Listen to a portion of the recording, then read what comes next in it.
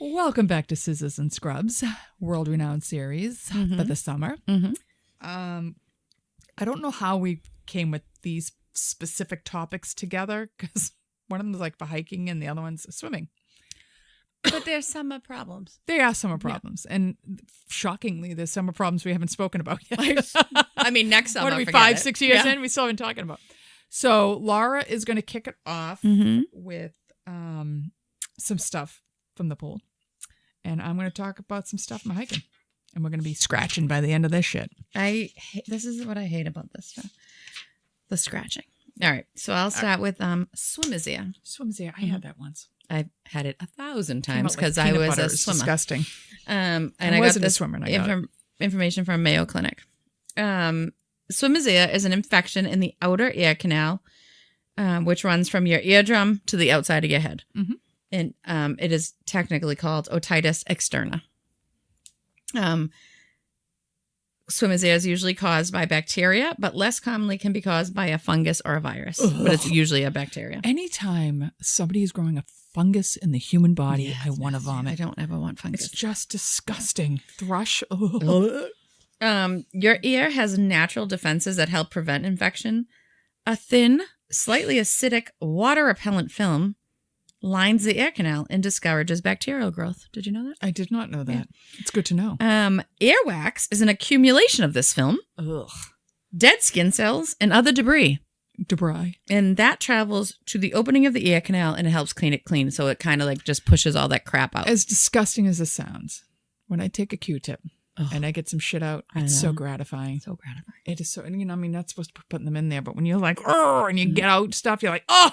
One of my children has like waxy ears. I have waxy ears. And I like use the wax cleaning stuff. I have to do that. It is the best. Have you ever done candling? No, I know. I've done it quite a few times. I thought of doing it. I usually just do some hydrogen shit peroxide. That comes out, holy and moly. The hydrogen peroxide loosens it all up and then bubbles it all up and then boop, boop, like chunks of earwax. Yes! Gratifying. So man. good. It's like doing a thrombectomy. Yep. So good. Anyways, and then the outer ear itself also helps prevent foreign bodies from entering the ear canal just from how it, you know, how it has all the folds and the tunnels and stuff. It helps trap stuff before it gets into your ear canal. So if you have swimizia, it means that those defenses have been overwhelmed. The conditions that overwhelm these natural defenses often are moisture. Moisture in the ear canal creates an ideal environment for bacterial growth. It's dark, moisture warm, anywhere. And moist. Yeah, the moist. You have to say it. Yeah. B, exposure to contaminated water.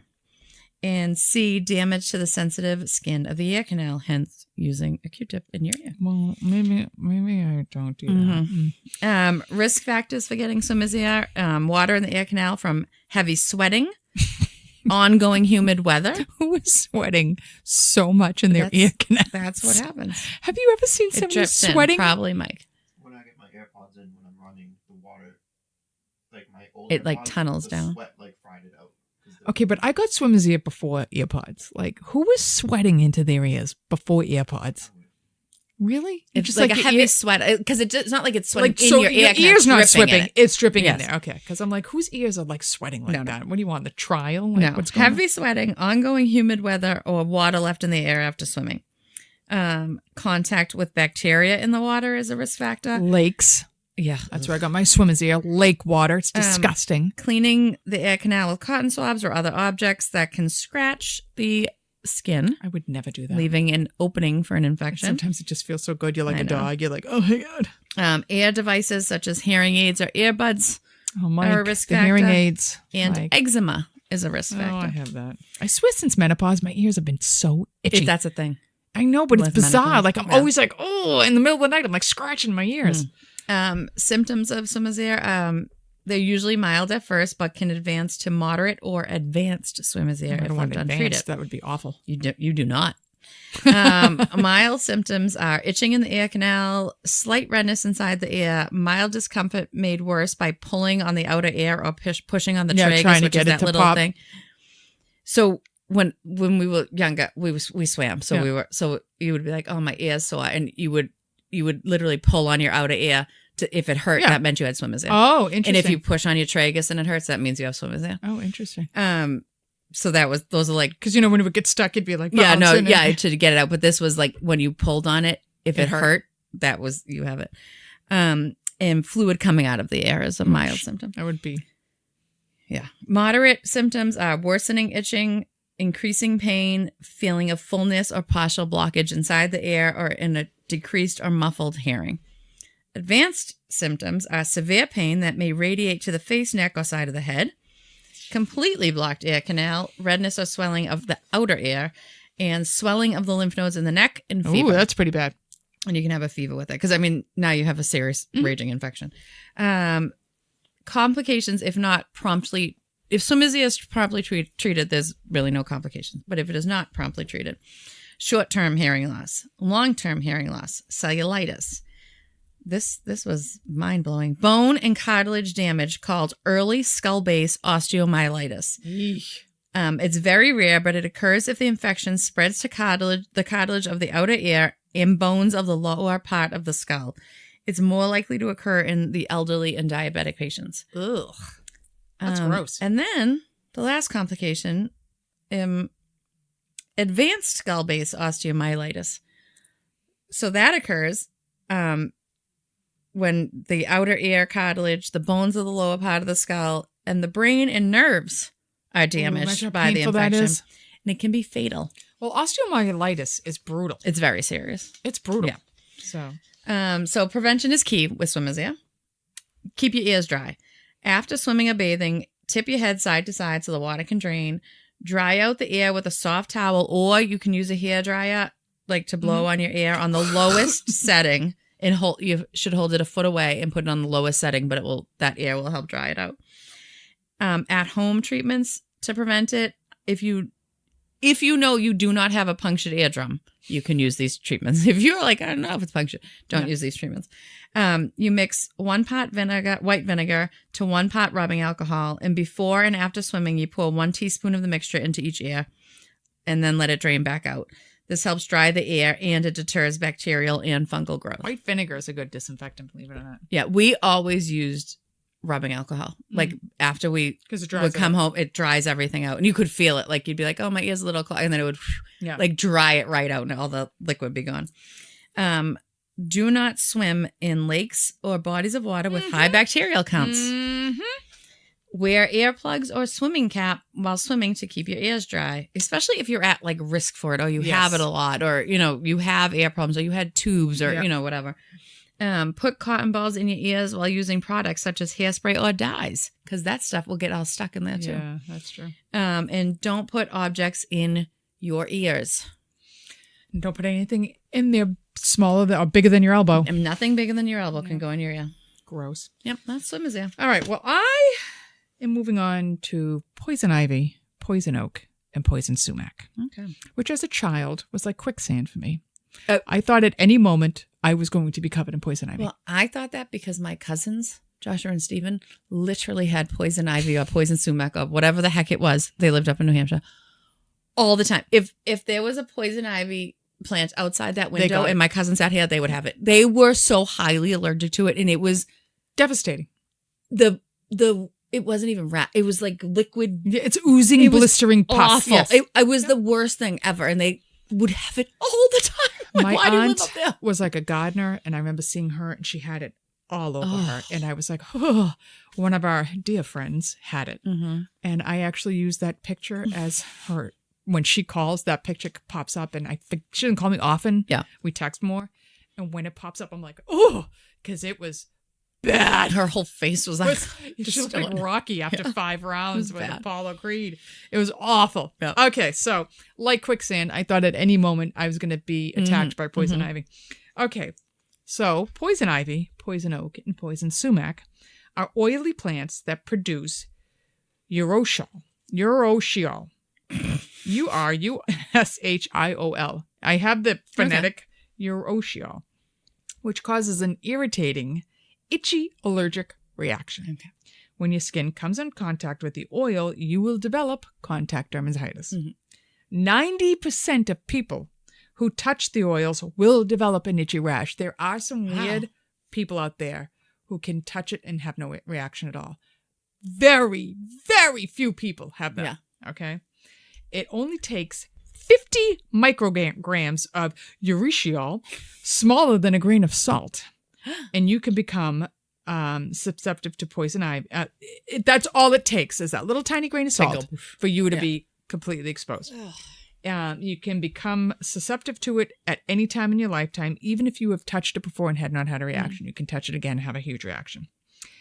People who are likely to come in contact with poison ivy, not some 5-year-old living in the cement jungle of Revere. No. But if you are a camper or hiker, farmer or a gardener, landscaper or groundskeeper, it said. I'm like, who's groundskeeping around here? Nobody. You're a landscaper.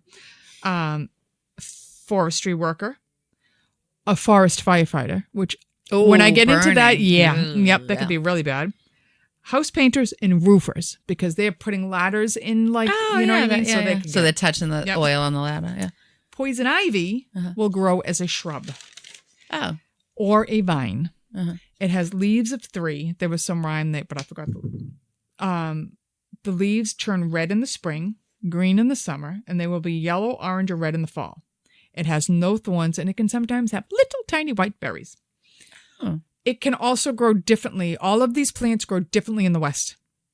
So it may be a vine in the Northeast, and in the West, like California, it's a bush. Poison oak has 3 leaves with rounded tips. The underside of the leaves are fuzzy, and they're lighter in color than the top. They grow as a shrub, and they also can have white or yellow berries. I'm never touching a shrub with white or yellow berries. I'm not touching a shrub. Yeah, no. Poison sumac can have a cluster of 7 to 13 smooth leaves in pairs. Thrives in wet, swampy regions. Full-grown poison sumac trees can get up to 20 feet tall. Yikes. Yep. It's a tree. I could be wrong. Do you know those weird weeds that grow, but they grow into like trees? Yeah, all and along they the turn side of my yard. Yes, and they turn a vibrant red in the summer. It almost looks like a palm tree. I think that's sumac. Oh, okay. I don't know if it's poison sumac, but I think that's sumac. Symptoms of poison sumac, poison ivy, or poison oak. You itchy. Itchy. You're fucking brutally itchy. Itchy skin rash, redness and swelling, blisters. Some might have localized rash. Others may have a full body rash. I think the word rash underestimates how bad you look with poison ivy. Yeah, it's awful. Poison oak and poison sumac will look the same. The rash will come in stages. It peaks within 14 days of exposure, and it can last up to 21 days. So this isn't just a run-of-the-mill rash. No. Itchy skin will itch, and then a rash appears. And you may get a rash on day 2, and a rash on day 4, and a rash on day 7. There are other areas that are, it's not the rash spreading, it's every area your body touched is going to develop a rash. So you may have had multiple points of contact and didn't know it. Every point of contact is developing a rash. You can have blisters. Then after the blisters, it's crusting and itching. The rash can, like I said, it looks like it's spreading, but it's not. And these are like, this rash is oozing, wet, pustules. Like, it's disgusting. And it looks so painful. Jack, I know I've told this story before. Jack got it. They were like in middle school, and they decided to go build a fort somewhere in the woods of stone. And it was like near like this little stream. Yeah. So it was probably Swampy. I don't even know what it was. Like swampy. And they were they came home. You know, I didn't think a thing of it. And then one of the kids was like, "Oh, so and so, my son has poison ivy on his face." And I'm like, "Oh gosh!" Like, you know, they must have like a branch must have hit him while they were walking through. And I'm like, "Oh no!"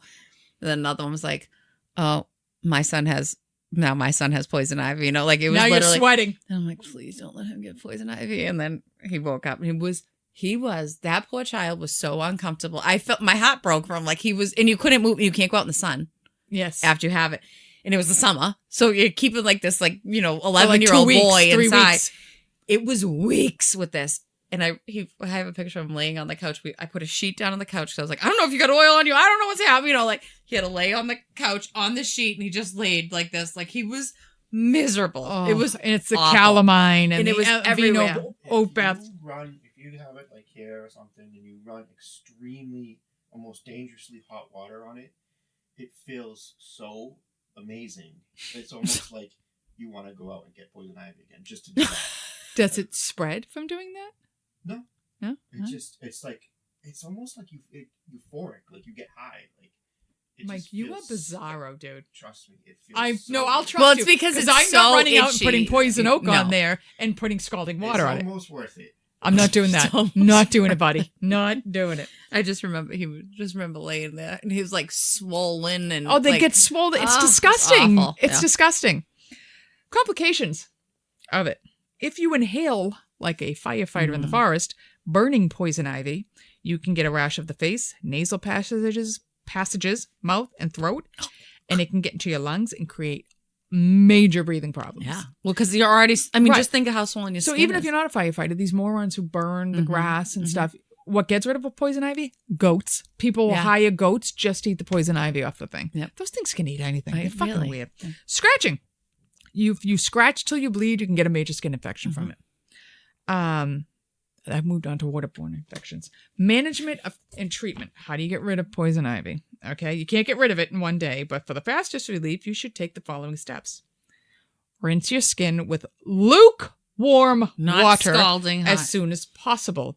If you do not wash off the urushiol oil, it can spread to other areas of your body, and if other people touch you and the oil is strong, they will get it. That's what I was petrified of. So, if you want to be like Mike, go out there, roll around the fucking poison ivy, and then take the hottest fucking scalding hot shower you could possibly take, almost till you're a second-degree burn, and you're going to feel amazing. All right? Wash your clothing. Wash all of your clothes immediately. The oil can stick to clothing, and if you touch it again, you'll get another rash. I was so afraid because this was like days later when he came home. I was like, what did he touch? Where are his clothes? What clothes? Because now did that he wear? oil's on everything. Wash everything else. Wash anything that may have come in contact with the oil, including pets, gardening tools, camping gear, and golf clubs.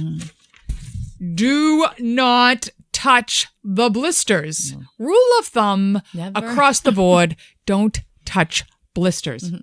If your rash has blisters, leave them alone. Don't peel off or try to remove the overlaying skin. This skin protects the wound and prevents infection. It's like your body's Why Band-Aid. do people mess with I don't know. freaking blisters? It's your literal body making a healing Band-Aid. it. Like I told you, your body's amazing. Yeah. Leave it alone. Yeah. Prevent infection with any itchy rash. The skin is vulnerable to infection due to abrasions from scratching, which I spoke about. Keep skin clean and dry, and notify your healthcare provider if there are any signs of infection. How to treat it.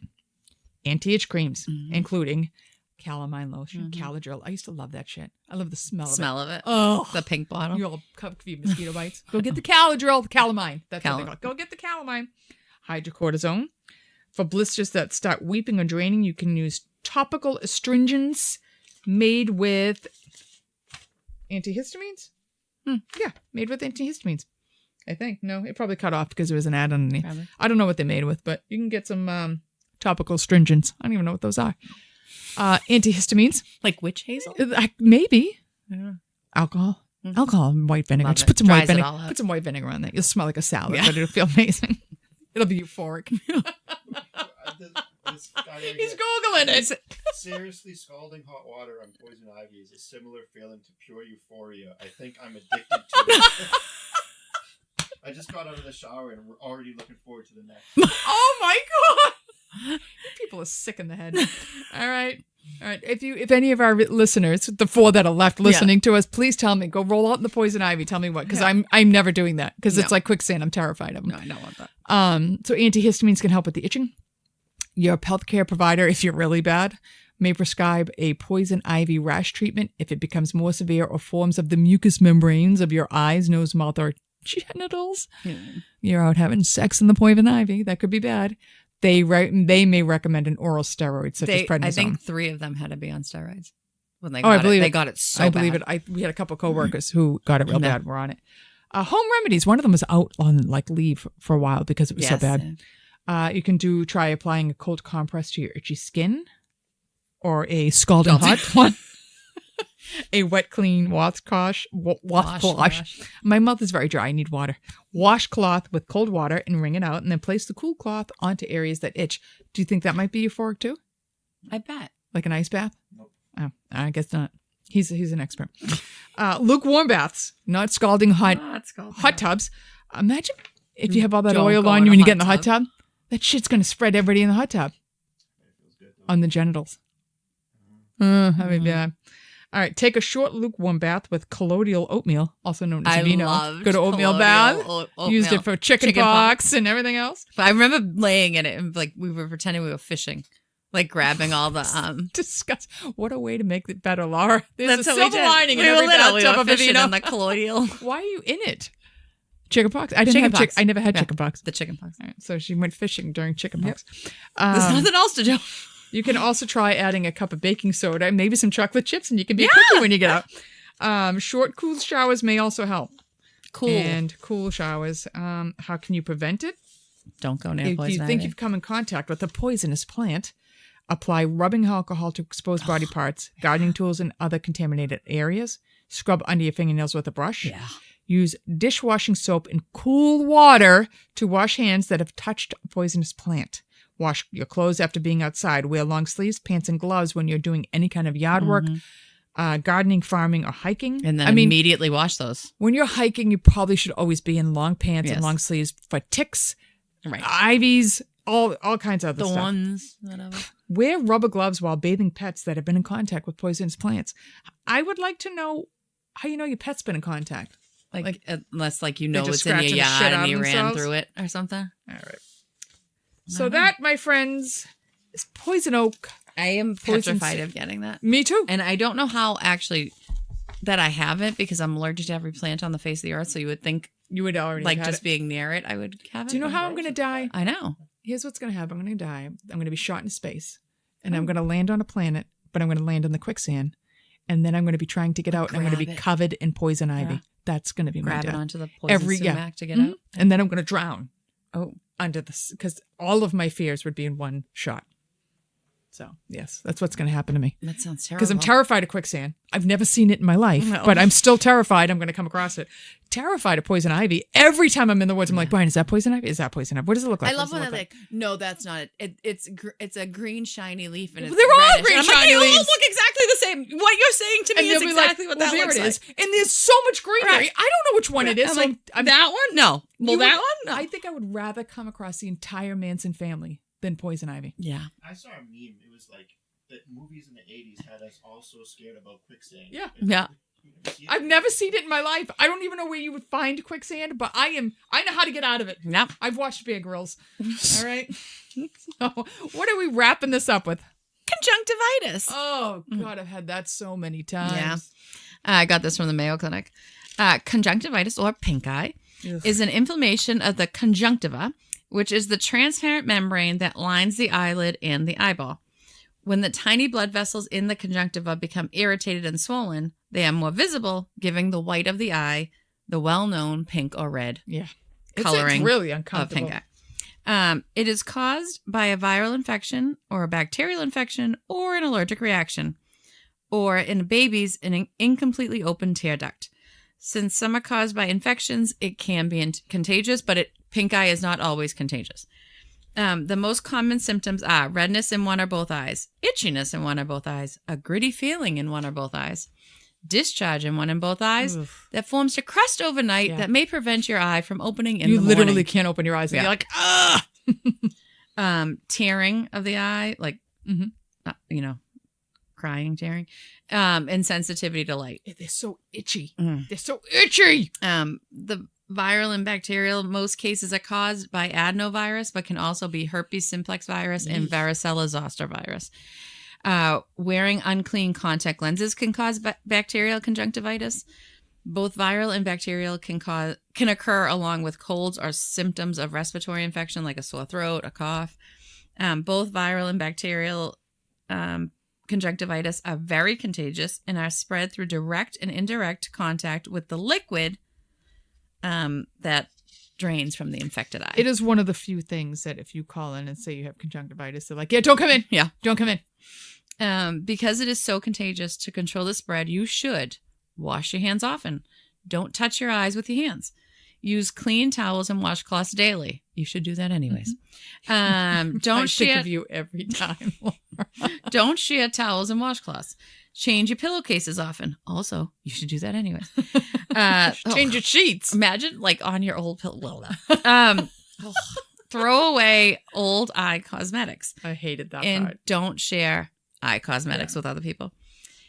Allergy conjunctivitis is different. It usually affects both eyes, not like usually pink eyes one and then might spread to the other. When your body responds to an allergen, it produces an antibody called immunoglobulin E that triggers special cells in the mucus lining of your eyes and airway to release an inflammatory substance, including histamines. This release can cause pink eye. This causes intense itching, tearing, and inflammation of the eyes. It can be treated with allergy eye drops, and it is not contagious. So, like, especially around this time of year, my eyes are going to be red. They're going to be killing me. They're going to be itchy as anything. It is not a contagious conjunctivitis.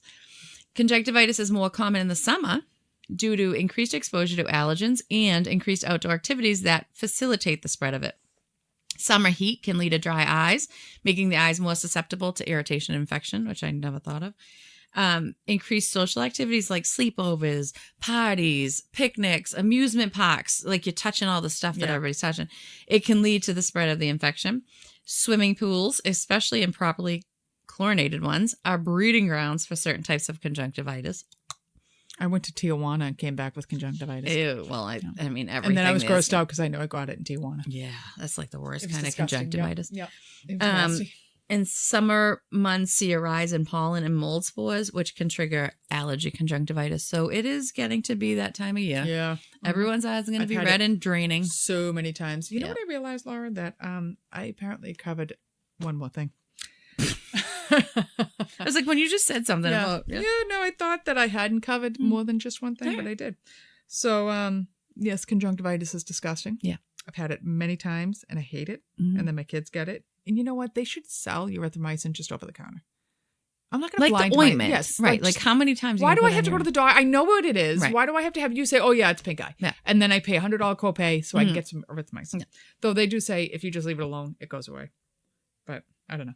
Well, because you're constantly making fluid, so you think it would like flush out. It just eventually flushes out. Yeah. All right. So while you're hiking and you're avoiding poison oak, poison ivy, and poison sumac, and you decide that you're really thirsty, so you're going to drink out of some random water on the hike, we're going to talk about why you shouldn't. All right. So when you're out and about in the woods, you should always take water with you. Okay. You don't want to be in the water. Okay. There are dangerous things in drinking from natural water sources. I got this from Better Health. When using a natural water source, there are danger zones to avoid. You know, when you're looking and there's a pond and it's got that green scum on top. I wouldn't touch that if I was you dying would be of shocked. The idiots that would drink out of that. How does it look? It should be clean, free of surface scum or debris. And do you have to say that out loud? Yeah, you do. And if I were on fire, I wouldn't jump into a pond with that. You might if you were on fire. No, I really don't know that. I think I'd be like roll around on the ground, Laura. It's gross. Yeah. And you want to make sure there's no odor either. So you don't want to drink water that smells like shit. But to me, all of that water has an odor. Yeah. Some of it's decayed pond leaves. water. Yes, it's disgusting. Water should be free flowing instead of stagnant. So if you're going to drink, you'd want to drink from a babbling brook or a stream or something that's moving. Avoid getting water downstream from camping areas. And we don't. Do I need to explain why? Okay. You want to avoid getting it downstream from mining areas or agricultural areas because a lot of shit and fertilizers go into that, and you do not want that. And let's say you were in a third world country, you don't want to be drinking from someplace where there is unsewered dwellings or towns. My son was just in a country like that, and they were like, they got sick from the ocean water. They were fertile, like that. Not even just the smell of the place. It was like they couldn't have said it more time. I mean, not that he ever would because he's a nut, but like, you cannot touch this water. Like, do not touch the water. We can't even reuse or recycle the water. Like, do not touch this. And it's bad. It's bad. You can get so sick. People who have never traveled outside the country don't realize that how lucky we are to have clean drinking water. Yeah. So, if you're going to drink because you want to from a natural water source, you should always boil it first. heat kills a lot of bacteria. Mm-hmm. Boiling is effective against most microbial contaminants, bacteria, viruses, and protozoa. Remember that? No, that's the worst. The protozoa. Little flagella on it. I don't want any protozoa in anything. No, I don't want a fungus, and I don't want a protozoa. No. If you are unable to boil, you can use chlorine or iodine tablets, UV light units. I don't know where I'm carrying that on my hike. Portable microfilters and purifiers. If you don't do any of these things, you can get Giardia or Giardiasis. I think I got this from Mayo Clinic, this part. Okay. It's also known as Beaver fever. Beaver fever? I got the Beaver fever. I've never heard of that. This is when Brian be like, I got the Beaver fever. Okay. Giardia is a microscopic parasite found worldwide. I did get it from Mayo Clinic. I wrote it right there. Especially in areas with poor sanitation and unsafe H2O, also known as water. It is one of the most common waterborne illnesses in the United States. It can be found in backcountry streams and lakes, public water supplies, pools, whirlpools, spas, and wells. Ew. Oh, wells. It can spread through food and person-to-person contact. We all know how that's going to happen. It's happening. It's coming. Because we're going to talk about that. It can clear in a few weeks, but can leave long-lasting GI problems. Yep. Kills like the flora in your gut. I don't know what it does, but man, you're going to get the shits with it. All right. Symptoms. Some people may never develop symptoms, but they can still carry the parasite. I don't want to be a host to any parasites. I don't ever want a parasite or a protozoa. Parasites. All right. If you get sick symptoms, they can appear within 1 to 3 weeks. Watery, sometimes foul-smelling diarrhea. Can you explain to me? Is there any other smell for diarrhea where you're like, oh, this diarrhea is great, but that's foul? All diarrhea smells foul. So it must be bad. Like, if you're like, no, this the smells. people in the unsewered towns are like, oh, somebody's got Giardia. It's bad. All diarrhea smells awful, so I don't know. I can't even. What a foul smell it is. So you're gonna have foul-smelling diarrhea that may alternate with soft, greasy stools. Ew. That's so gross. Soft, greasy stools. Like, what is... That's diarrhea, kind of. Like, but greasy? But it's not liquid. It's greasy. It's like a... It's a soft, greasy stool. Why is it greasy?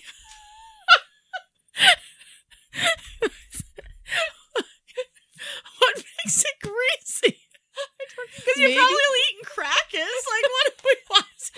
Well, I'm eating Crisco when I have foul-smelling diarrhea. I just fucking crack that jar open and start slamming it in. I mean, I love a good Greek pizza when I'm sick, but...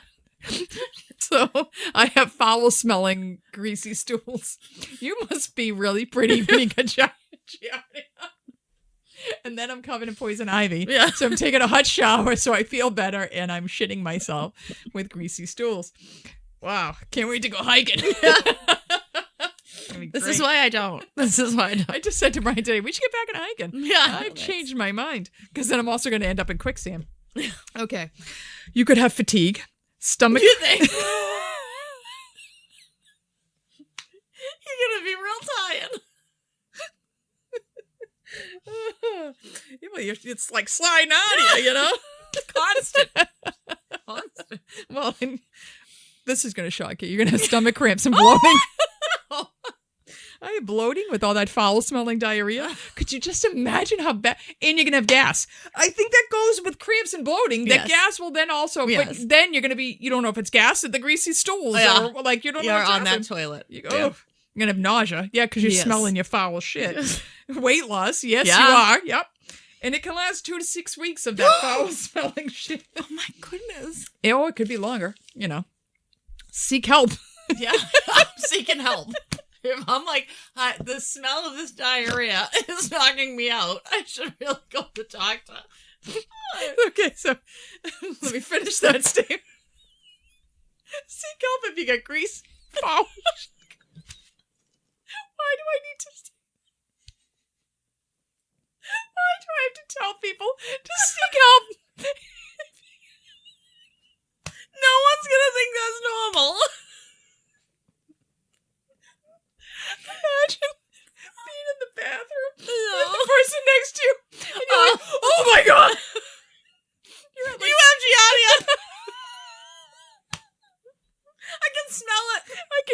smell it. Oh my God. You're in Strega and the pool bathroom attendant's like, oh no, you've got Giardia. Get out of here. You need to seek help. Oh my God, I can't see Laura. Okay. So seek help, Laura. If you have loose stools for more than a week.